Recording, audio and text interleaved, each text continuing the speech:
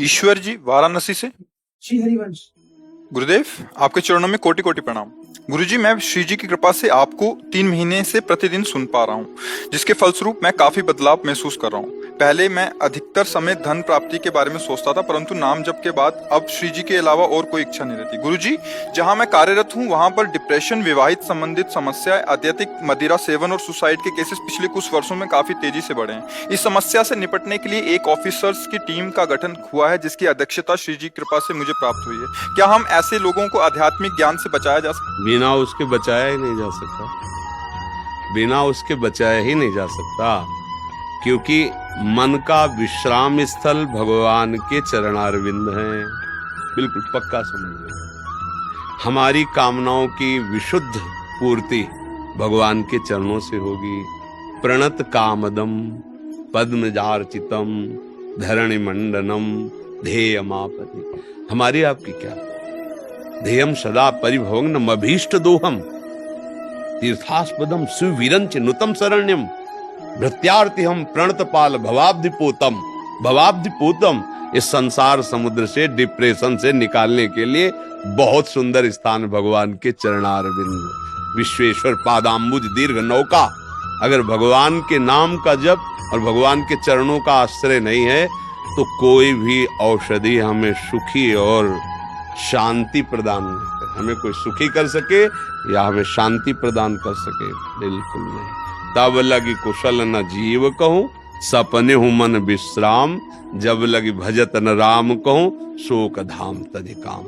यदि नाम जप करने लगे और पाप भस्म हो तो देखो फिर अपने आप डिप्रेशन खत्म हो जाएगा। डिप्रेशन कब होता है? बिल्कुल अनुभव की बात कह रहे हैं महापुरुषों की। जब तुम्हारे पापाचरण, मनमानी आचरण करने से अंतःकरण मलिन हो जाता है तो तुम्हें दंड देने के लिए तुम्हारा मन ही शोक, विषाद, भय, कल्पना ये पैदा करने लगता है और उसी में डूबता हुआ निर्णय करने के सामर्थ्य हो बैठता है और वो विक्षिप्त हो जाता है। स्वास्थ्य शरीर बिल्कुल ठीक है, भोग सामग्री सब है, सम्मान प्रतिष्ठा, पर पापाचरण तो हृदय जल रहा है।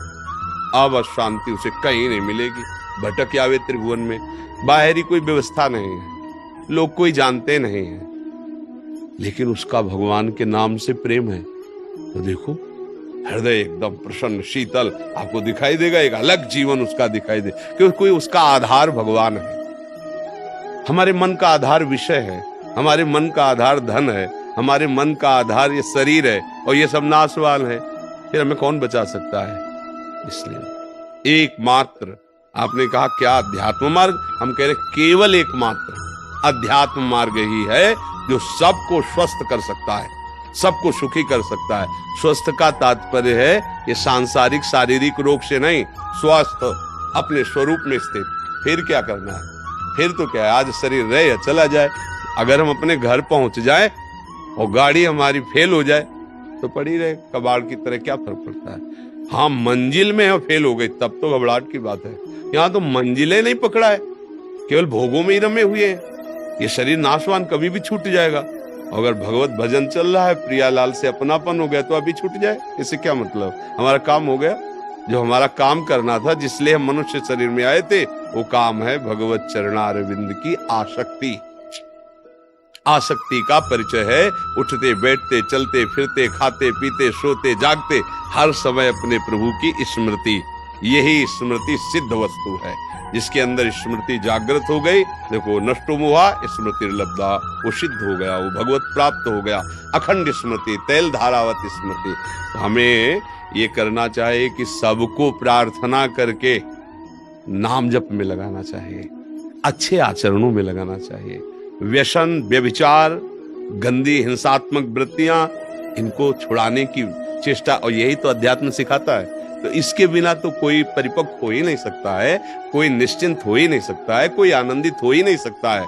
आप चाहे लौकिक सामग्री सब दे दें, किसी को नहीं। सुख पे सुख भोगने की लालसा नवीन पे नवीन उठती चली जाती है और आज तक पूर्ति नहीं हुई। न जाने कितने जन्म व्यतीत हो गए यही मलिन भोगों को भोगते हुए।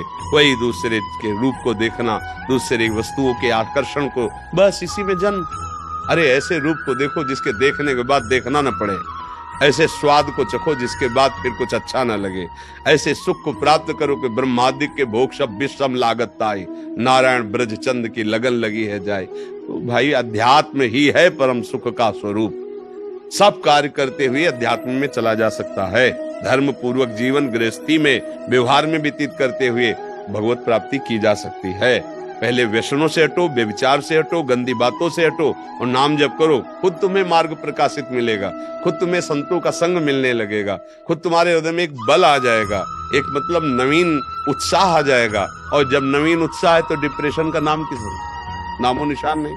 उत्साहहीन, विषाद युक्त, खिन्न अंधकार में जीवन मतलब डिप्रेशन है या ना है, दोनों बात बराबर है। वो जल रहा है वैसे ही जल रहा है, उसके जीवन का कोई अस्तित्व नहीं रहता। समझ पा रहे हैं आप जी।